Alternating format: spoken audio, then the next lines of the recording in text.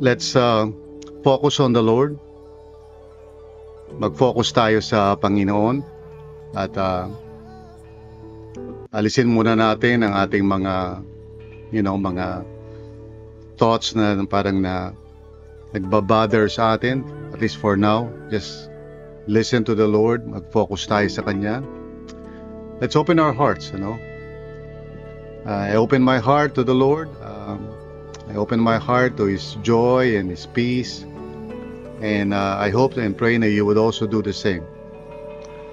Let's just focus on our Lord at maging tayo expectant, in His presence. Many believers today do not have a clear sense of calling from the Lord. So they go through life aimlessly, Maraming mga mananampalataya ang medyo ligaw. And they waste their time or resources doing all sorts of things that are not part of God's calling for their lives. Which is sad, di ba? Lumilipas ang panahon, hindi nila natutupad yung calling nila from God. And of course, for most people, hindi nila alam how to know that precisely. Siguro wala silang teaching o wala silang gabay in how they can discover, God's calling for their lives. Pero I do believe na, if we truly would seek the Lord's will, and kung i-open natin ang heart natin sa Panginoon, God would indeed reveal to us yung calling niya para sa atin. Pero, I guess some people are not interested in that. Maybe they're not aware na may calling sila mula sa Panginoon. So instead of seeking God's will, they settle for less than what God has prepared for them. Let us all understand God saves us for a reason. He has prepared good works for us to do in this life. Itong life na pinahiram niya sa atin, He entrusted to us, so that we can glorify His name. And today, in our passage, Luke 1:14 to 17, we will read about John, tinatawag natin John the Baptist. Now, he is introduced early on bilang forerunner ni Christ. Pero hindi pa natin siya, makikita in action o maririnig until chapter 3 of the Gospel of Luke. So dito sa chapter 1 is just being introduced or prophesied, before his birth. So Luke has decided to tell us a little bit about John the Baptist, even before he was born. Now, siyempre, unique si John. Unique yung kanyang calling. And, siyempre, hindi naman natin pwedeng gayahin yun. And this passage, of course, is not telling us that we should be like John or whatever, But it's just telling us about John, yung unique calling ni Lord sa buhay niya.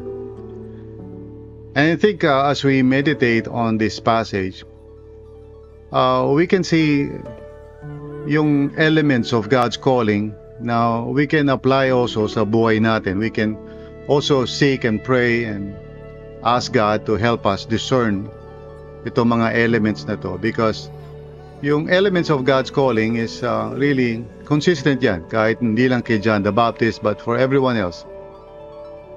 So, let's read yung Luke 1:14 to 17. And then let's identify these elements, So let's read verse 14. He will be a joy and delight to you, and many will rejoice because of his birth. For he will be great in the sight of the Lord. He is never to take wine or other fermented drink, and he will be filled with the Holy Spirit even from birth. Many of the people of Israel will he bring back to the Lord their God.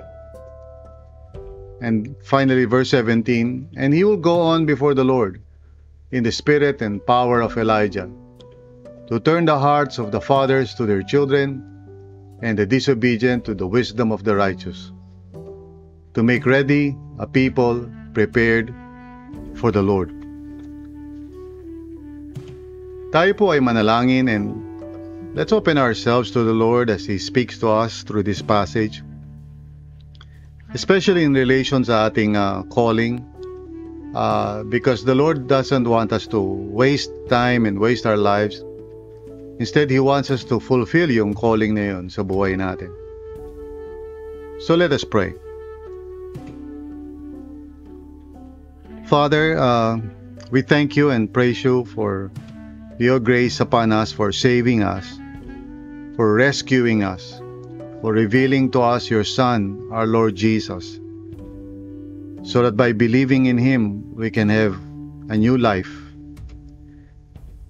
Lord, we know na merong dahilan ito, merong reason why You saved us.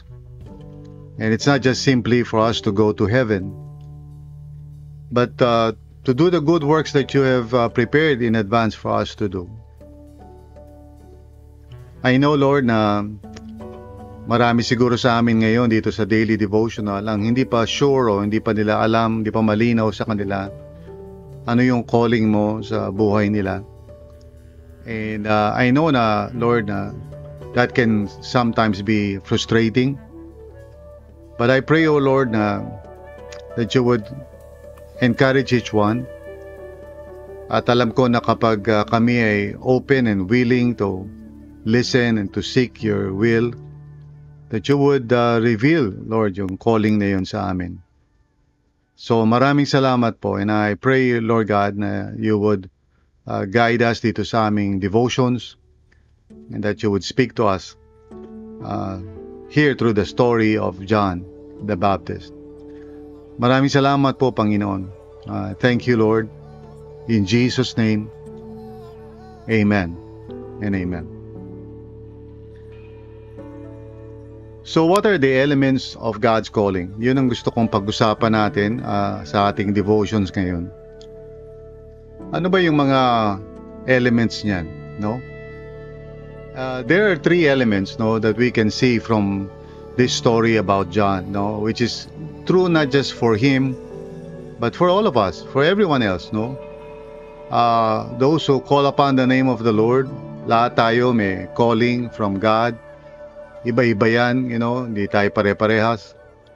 But at the same time, Lord, gusto ng Panginoon na malaman natin ito, ma-discover natin. So it's important na maintindihan natin kung ano yung mga elements na ito. Now, the way we're going to do it is in reverse, no, sa passage. In other words, we're going to start from the end, working our way backwards. So, ano ba yung mga elements na to? First of all, is purpose and power. That's the first element of our calling in the Lord. Purpose and power. So, basahin natin yung verse 16 and 17 doon sa passage natin. Sabi sa verse 16, "Many of the people of Israel will He bring back to the Lord their God." Now, si John the Baptist, even before he was born, may purpose si Lord sa kanya. He would be ministering to people, and He will bring back people of Israel, the people of Israel, mga kapwa niya, mga Jews, to the Lord, their God, to bring them back to the Lord, their God. So, yan yung element na kailangan natin maunawaan about God's calling sa buhay natin. We are to do something, no? In the grander scheme of God's overall purpose sa mundo, which is of course to redeem the world, no? But there may be a specific, people group or a specific place that God wants us to minister, wherein, meron siyang ipagagawa sa atin. At yung ipagagawa niya sa atin, of course, is always related sa overall desire niya to bring back people to Himself. So whatever that may look like, whatever maaaring specific nuance nun, it has something to do with the redemptive purpose of God in the world. So maybe it's in the business world or in media, in the church, Pero always yung purpose na yon is related to God's desire to bring people back to Himself. Iba-iba lang ang ang manifestations noon o paraan, no? Maybe for others, it will be like, for example, sa sarili ko, I'm called by God to preach His Word. No? So, maging isang preacher, maging isang pastor. Now, not everybody has that kind of calling. Yung iba siguro would be more of writing or counseling or something, but it's all related to the redemptive purpose of God in the world. But more than that, there's also the element of power. Kaya nga, purpose and power. Sabi ganito sa verse 17, "And he will go on before the Lord in the spirit and power of Elijah." Now, of course, that is referring dun sa Old Testament prophecy about, yung magiging forerunner before the Messiah comes. Elijah, or the spirit of Elijah would appear, and so sabi tungkol kay John, that he will go on before the Lord in the spirit and power of Elijah to turn the hearts of the fathers to their children and the disobedient to the wisdom of the righteous. In other words, he will be ministering not in his own strength, but in the power of God, ang tawag nga in the spirit and power of Elijah, which is really the power of God, to make ready a people prepared for the Lord. So sa madaling salita, the first element ng calling natin mula sa Panginoon is there is purpose and power sa buhay natin that God has really prepared for us, Meron siyang gustong ipatupad through our lives, through the uniqueness of our personality, together with our gifts and talents and so forth. At yan ay may kinalaman sa kanyang redemptive purpose, and He will give us the power to accomplish that. So, purpose and power is the first element. Now, of course, it is true na hindi mo agad malalaman o hindi mo agad na ma-identify ito, lalo na if you are young in the Lord or just starting pa lang sa walk mo with the Lord. But if you seek the Lord with all your heart, He would reveal this to you. Now, minsan kasi we do not take the time to really seek the Lord.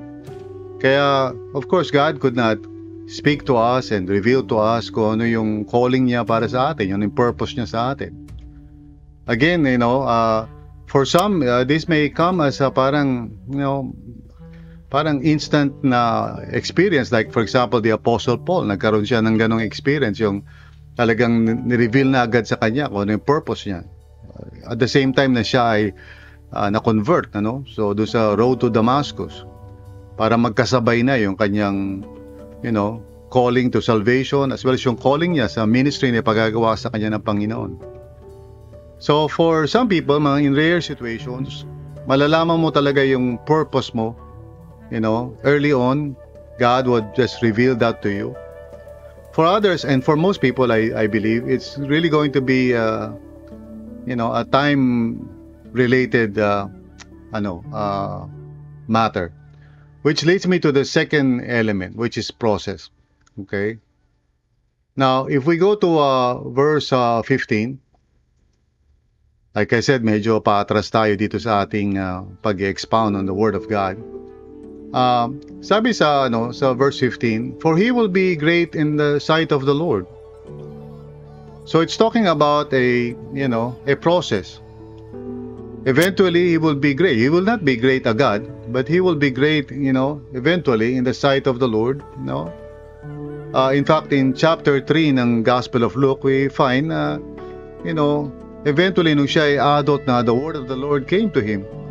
And he started preaching, repentance. And I'm sure hindi naman agad-agad nangyari yun, that he actually knew already what he was going to do.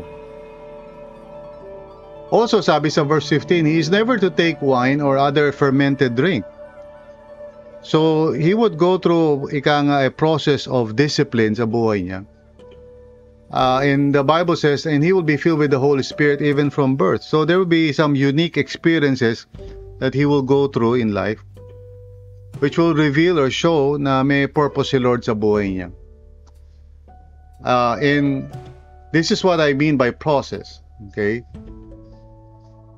May purpose si Lord, and the power of God will be there to sustain us and to enable us to fulfill that purpose. Pero there's going to be a process also na hindi agad-agad na natin malalaman, but it will be slowly revealed to us if we seek His will, if we spend time regularly before the Lord to ask Him, Lord, ano ba ang gusto mong gawin ko sa life ko? And just persist in that, no? And God will guide us, through the process. And there will be siguro a period of formation muna sa character natin to prepare us for that purpose. Tulad din ni John the Baptist, hindi naman siya agad-agad naging John the Baptist. There was a period of time na he grew up just like everyone else. He was prepared, in other words. So wag natin madaliin yung proseso at wag natin isipin agad-agad na ano ba yung pinagagawa ni Lord sa atin, because most of the time He wants to prepare first yung ating character, yung ating pagkatao, because what is more important to the Lord is not so much what we do but who we are and who we are becoming. Kaya in discovering the calling of God sa buhay natin, most of the time, what we need to do is, to be faithful to the Lord and to allow the Lord to form us through the Holy Spirit. And it may take a while for us to be able to really see kung ano yung purpose niya sa atin. And the more na we seek the Lord, the more na magiging klaro yun. And when it becomes clear, we will feel the consolation and the approval of God in our hearts. Sometimes we may have to try out different things, and we, of course, may try something and then parang di natin nasa-sense yung God's approval and God's peace. So we may try another thing, and it's all right. We just keep on seeking the Lord, and whenever opportunities come for us to serve the Lord, we should spend time to discern kung ito ba ang kalooban ng Panginoon. Of course, sometimes may mga tao na sige ng sige without really asking the Lord. Every opportunity na dumarating sa buhay nila, pag mukhang exciting, they would accept without spending time to discern first. Kasi for most people, yung discernment process na yon would be the common element, yung proseso of knowing kung ano yung purpose ni Lord, and which would take some time. Siguro mas bihira, I would say, yung parang instant na malalaman mo agad kung ano yung purpose ni Lord. Generally speaking, it would be a process of discovery. We just have to be faithful to the Lord and do what God wants us to do, one step at a time. Even yung mga bagay na maaaring for us, parang feeling natin na walang relationship sa kingdom of God, like for example, yung work natin. If we trust the Lord and we continue to seek Him, to seek His will, even yung mga experiences na yun, we would discover that they're all part of the process. Kasi kung ano man yung kakailanganin natin for the purpose of God, for our lives, hinahanda niya tayo doon. Kaya pati yung mga experiences natin, for example, na hindi naman ministry related, kunyari, is all part of the training and development. If you think about some people who have done some great things sa buhay nila, you would discover now, for many of them, medyo may edad na sila by the time they came to that point of convergence. Yung bang andun sila sa sitwasyon that they really feel that they are born for that. So it may take a while. So be faithful, go through discipleship, allow the Lord to teach you His word, be formed in your character and in your spirit, and do the ministries that God allows you to do by His grace. faithfully trusting the Lord na He will continue to guide you. Now, of course, meron din namang process na of parang using talaga your common sense. And I've taught a seminar on this, before. Kung saan, you use your common sense to identify yung available na time na meron ka for now, and yung strengths mo, kung saan ka strong, and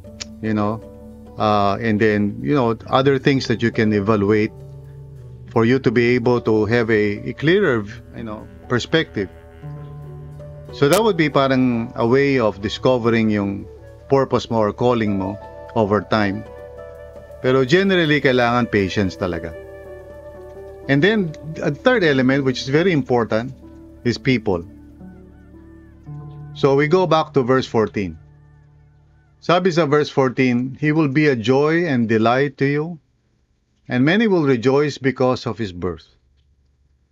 So here we are reminded that John, of course, as a person called by God, would have to go through, just like everyone else, different kinds of relationships and connections, community, and so forth. As part nung yung proseso na yun of discovering God's purpose for his life. So, He will be a joy and delight to you, sabi ng angel kay Zechariah. And many will rejoice because of his birth. So there will be people who will be part of this process sa buhay mo.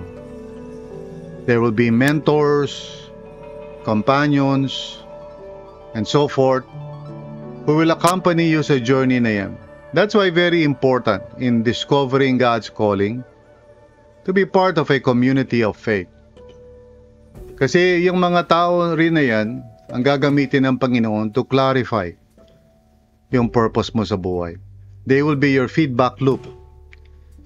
Yung family mo, yung mga friends mo, they will be the ones who would actually affirm and say, yes, oo, nakikita namin that God is using you in that area. Or they might be honest enough to say na, maybe you should try other ministries. Kasi parang you are not as effective in that area. So, it takes humility to be accountable, and so, to allow others to speak into your life. If you're a follower of the Lord and basically disconnected ka sa body of Christ, it's very hard to discover kung ano yung calling mo sa buhay. You cannot really do that, no? You can try, pero you will not succeed. Kasi the people around you, the people who are part of your life that God sovereignly puts into your life, they're all part of that process, okay? Of discovering kung ano ba yung pinagagawa talaga sa iyo ng Panginoon. That's why you need friends who are honest and truthful sa iyo, people who would speak into your life, who would encourage you. And like I said, it's going to be a process. So, ito yung tatlong elements, purpose and power. God has a purpose for you, may gagawin ka, which is part of the redemptive purpose of God overall, yung kanyang desire to save people. So, there will be a unique part sa buhay mo. There will be may part ka doon, which is unique to you. And God will give you the power and the strength para ma-accomplish yun. And it will be a process. So, kailangan maging patient ka. Allow the Lord to shape you and form you. And it may take a while. May mga trial and error siguro yan. There will be things that you will be doing. And sometimes you might even fail in some ministries. Bahagi pa rin ng proseso yun. Even failure is part of the process. Even rejection. So yung mga ganong karanasan, you trust God na He is forming you and molding you into the kind of person na He wants you to be so that you can fulfill yung purpose niya. And finally, of course, the third element is people. Just like John the Baptist, who grew up in community, with his family and with his neighbors and everyone, his friends, until such time na the word of the Lord came to him. Makikita natin yun sa Luke chapter 3. And when the Lord, spoke to him, he was ready. So he started preaching, yung tungkol sa repentance in preparation for the coming of Jesus. So therefore, there will be people in your life. Learn to listen. Learn to be connected and humble. Huwag kang maging conceited and proud. And by the way, don't just surround yourself with people na parang, who just please you, and, yung mga tao would never say anything na parang negative or hurtful to you. Delikado yun. If all your friends around you are people who just agree with you, that's a dangerous place to be. It's better to be with real friends who would confront you and correct you, who would speak the truth in love to you, kahit minsan masakit. But because they really care for you, they will not allow you to deceive yourself. They will be the kind of friends na true friends talaga. And they will speak into your life to help you. And of course, siyempre, may mga tao naman na negative, but that's also part of the process. No? So stay humble. So itong tatlong elements na ito, purpose and power, process, and people. These are the elements, the three elements of God's calling in your life. So in other words, each of us has a calling from the Lord. Huwag natin sayangin ang oras. Even now, let's just seek the Lord. Go to Him in prayer and ask Him, Lord, what would you want me to do with the life that you have entrusted to me? Now, you may not get an answer immediately, but persevere in that prayer. Continue asking God kung kinakailangan every day. And then as you pray about it, also be aware of opportunities for you to serve. And kahit na, it may not be the ideal na ministry, but you go ahead and try it out. Because you will sense in your spirit yung guidance and approval ni Lord sa pinagagawa niya sa iyo as you follow the Lord, as you trust God. Even yung mga temporary ministries na gagawin mo would be part of the process. And then stay humble and accountable. Have real friends around you who would know you better than other people and who can speak the truth in love sa iyo. And remember, who you are becoming is really far more important than what you would eventually do talaga in the kingdom of God. Kasi kung yung character mo is not ready, even the ministry na pinagagawa sa iyo ng Panginoon would not be a successful one. Kasi it would be, compromised or jeopardized by your character failure. So be patient before the Lord and allow God to form you into the kind of person He wants you to be. And in due time, magkakaroon ng convergence in your life. Hindi ko alam kung kailan. Only the Lord would know that. Pero there will come a point in time sa buhay mo that you would know in your heart, this is the place where I should be, and this is what I should do. And it is the Lord's will for me to be right here where I am. So continue to pray for that and to continue to wait for that. At the same time, kung may mga kilala ka who seems to be parang wasting their time, challenge them to seek the Lord. Sabihin mo sa kanila, friend, don't waste time. Seek the Lord. May mga Christians now na who are living wasteful lives. Sinasayang nila yung buhay nila. Nasayang nila yung resources nila. And sometimes they go into a sinful lifestyle na imbis na ma-discover nila yung will of God sa buhay nila, lalo lang sila palayo ng palayo. So if you know somebody like that, if you have a friend like that, maaaring ikaw yung gagamitin ng Panginoon to speak truth sa kaibigan mo. So, Pray for the opportunity to do that. Ask God to give you the courage. Let us pray. Lord, maraming salamat sa iyo na may purpose ka sa amin and that you are going to give us the power to accomplish that purpose. Lord, thank you for reminding us na there's going to be a process. Long or short, we don't know. But it's all about yung formation namin as your servant. So Lord, teach us to be patient and humble. At salamat Lord sa mga tao na nasa community. Please help us to be in community with people, with friends who can know us personally and truthfully. Tulungan nyo kami na magkaroon kami Lord ng humility para makinig sa mga tunay na kaibigan, family members who can affirm or show us kung saan kami strong. Also give us the courage, Lord, to speak to our friends or mga kasamahan namin sa small group na napapansin namin who might be wasting their time. Lord, give us the courage to speak to them with respect and love. To challenge them na magkaroon sila ng desire to know your will sa buhay nila. Salamat po, Panginoon. This we pray in Jesus' name.